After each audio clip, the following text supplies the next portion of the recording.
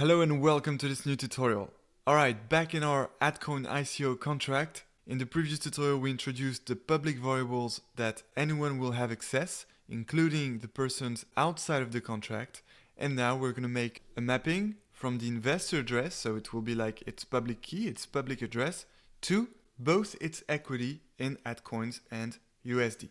So for example, if the investor has $1,000 invested in whatever platform that holds the Adcoins and runs the ICO, well, on this platform, the investor will have an equity of $1,000 and 1 million Adcoins, because $1 equals 1,000 Adcoins.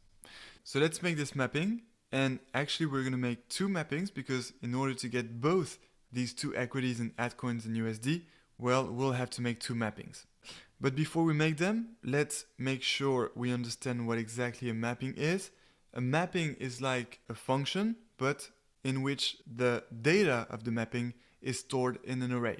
So it's not exactly like a function that takes a variable and returns an operation of this variable. It's more like an array in which we'll have the input variable, which will be the investor address, and which will return for each of these addresses the equity. So one of these mapping will return the equity in Adcoins, and the other mapping will return the equity in USD. And so now to make a mapping in Solidity, we simply start with mapping, then some parentheses, and then in these parentheses we must input first the type of the input, which is an address, because the input will be the address of the investor, and an address is a type in Solidity, as we can see here. So we first enter here the input type, which is address, then we add an arrow like this, and then eventually the type of the output, which will be a U integer, because we want to return the equity, and the equity is of course an integer. We'll not be able to invest some dollar cents. So it's just going to be an integer, and therefore that's what we have to specify here, the type, which is again a uint. Okay, and then that's not over. Here, that's where you have to give the name of the variable that will contain the value returned by this mapping, taking the address as argument as its input. And so the name of this variable will be, we can say, the equity in Adcoins. Just like that. So we define the mapping, taking as input the address of the investor, which will return an integer as the type of the variable returned. And the name of this variable returned will be equity Adcoins, getting the equity in Adcoins of the investor. Alright, and then let's not forget the semicolon, especially when you're used to Python.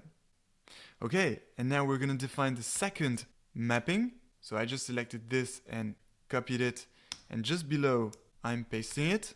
Alright, and so this second mapping is of course a mapping from the address of the investor, still returning a variable of type integer. But this time, this variable returned will not be the equity in Adcoins, but in US dollars. So equity USD. And alright, congratulations, you defined your first mapping in Solidity. So that was a no-brainer, quite easy. We just made like some arrays that basically make a mapping from the investors' addresses to their equity in both Adcoins and USD. Alright, so we're making some good progress. Then in the next tutorial we'll make a modifier. What is a modifier? A modifier is something that will check if an investor can buy or sell some Adcoins. He or she will always be able to sell some Adcoins, no problem about that, but this person will not be able to buy some Adcoins if there are not any Adcoins left. So we'll have to make this modifier to check that there is still some Adcoins left, and if that's the case, the modifier will give it okay for the investor to buy some Adcoins. So we'll make this in the next tutorial, and until then, enjoy blockchains!